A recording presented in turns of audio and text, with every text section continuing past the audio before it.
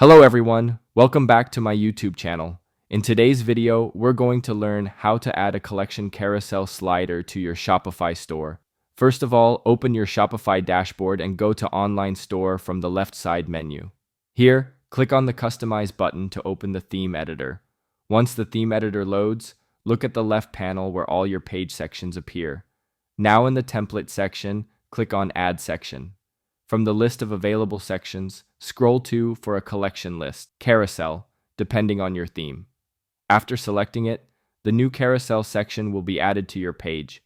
You can edit this section text or adjust its size or position accordingly. Next, choose the collection you want to display.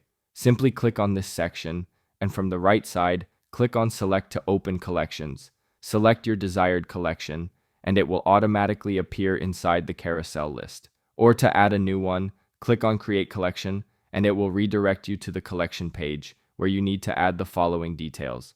You can also adjust the settings, such as the number of columns shown or layout, based on the options your theme provides.